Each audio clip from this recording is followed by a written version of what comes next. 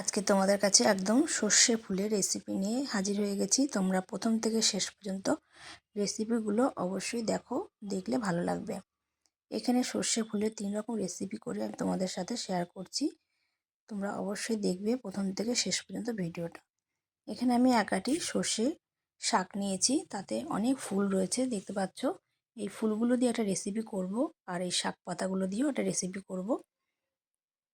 এখানে আমি ফুলগুলো কিন্তু ছাড়িয়ে নিয়েছি। কিছুটা ফুল আমি ছাড়িয়ে নিয়ে একটা রেসিপি করব। ফুলগুলো ছাড়িয়ে নিয়েছি একে একে, আর তার সাথে শাক পাতাগুলো আমি বেছে নিয়েছি। এগুলো বেছে নিয়ে আমি এবার এগুলো ভালো করে কুচিয়ে নেব, নিয়ে ভালো করে জল দিয়ে ধুয়ে নেব। তারপরে কড়ার মধ্যে তেল দিয়ে তেলটা গরম হয়ে গেলে তাতে কতগুলো কাঁচা লঙ্কা আর রসুন কুচি আর পেঁয়াজ কুচি দিয়ে একটু ভালো করে ভেজে নেব পেঁয়াজটাকে। তারপরে ধুয়ে রাখা ওই সর্ষের শাকগুলো আমি দিয়ে দেব। সর্ষের শাকটা রান্না করতে কিন্তু বেশি সময় আমার লাগেনি। এইভাবে কিন্তু আমি খানিকক্ষণ রান্না করে নিয়েছি, কিছুই দিইনি। একটু পেঁয়াজ রসুন আর কাঁচা লঙ্কা দিয়ে শাকটা ভেজে নিয়েছি। খেতে কিন্তু ভীষণ ভালো লেগেছে। তোমরা এভাবে করতে পারো। আর এদিকে আমি এই সর্ষে ফুলগুলো 2-3 বার করে ধুয়ে নেব ভালো করে। ধুতে ধুতে এদিকে আমি একটা মিক্সচার মেশিনের ব্লেন্ডারের মধ্যে কিছুটা সাদা সর্ষে আর কালো সর্ষে দিয়ে নিয়েছি। তারপর কড়াইতে তেল দিয়ে সামান্য একটু সর্ষের তেল দিয়েছি, দিয়ে তাতে 2টো কাঁচা লঙ্কা দিয়ে ওই ধুয়ে রাখা সর্ষে ফুলগুলো দিয়েছি, দিয়ে সামান্য লবণ দিয়ে একটু নাড়াচাড়া করে নিয়েছি তেলের ওপরে। এদিকে আমি মিক্সচার মেশিনের মধ্যে এই সর্ষেটা ভালো করে গুঁড়ো করে নিয়েছি। যেহেতু সর্ষে শাকের সাথে আমি যদি সর্ষে ফুলের সাথে যদি আমি ওই সর্ষেগুলো দিই তাহলে ভালো করে পেস্ট হয় না, তাই আগে থেকে একটু গুঁড়ো করে নিয়েছি, নিয়ে একটু এটাকে ভালো করে পেস্ট করে নিয়েছি। এটা শিলনোড়াতে পেস্ট করলে আরও ভালো হয়।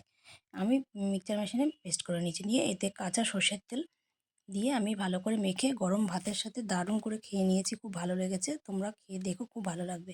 আর এদিকে কিছুটা সর্ষে ফুল তুলে রেখেছিলাম, তাতে আমি 2 চামচ চালের গুঁড়ো, 2 চামচ সুজি, 2টো কাঁচা লঙ্কা কুচি, একটু সামান্য লবণ, একটু হলুদ গুঁড়ো আর একটু লাল লঙ্কা গুঁড়ো দিয়ে সামান্য জল দিয়ে এটা ভালো করে একটু মেখে নিয়েছি।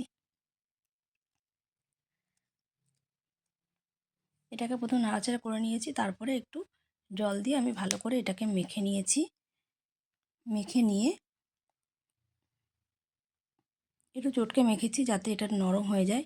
অনেকটা নরম হয়ে গেছে। এবার প্যানে তেল গরম করে তাতে আমি একটা একটা করে বড়া করে ভেজে নিয়েছি। ছোট্ট ছোট্ট করে একটু বড়ার শেপ দিয়ে আমি ভেজে নিয়েছি।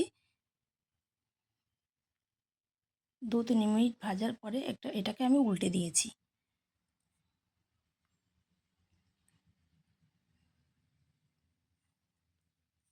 একে একে নরম হাতে আমি একটা কাঁটা চামচের সাহায্যে বড়াগুলোকে উল্টে দিয়েছি। উল্টে পাল্টে একটু বেশ ভালো করে আমি ভেজে নিয়েছি। তারপরে আমি একটা পাত্রে ঢেলে নিয়েছি। ঢেলে নিয়ে আমি গরম ভাতের সাথে পরিবেশন করেছি। ভীষণ ভালো লেগেছে। তোমরা কিন্তু এভাবে করতে পারো, ভীষণ ভালো লাগে এগুলো। যদি ভালো লাগে অবশ্যই আমাকে একটা লাইক করে দিও। আর রেসিপিগুলো যদি ভালো লাগে অবশ্যই কমেন্টে জানিও। সবাই খুব ভালো থেকো, সুস্থ থেকো, সাবধানে থেকো। আবার দেখা হবে তোমাদের নতুন কোনো ভিডিওতে। যদি ভালো লাগে অবশ্যই তোমরা রান্নাগুলো করে আমাকে কমেন্টে জানিও কেমন লেগেছে। 3 রকম রেসিপি তোমাদের কাছে শেয়ার করলাম। সবাই খুব ভালো থেকো।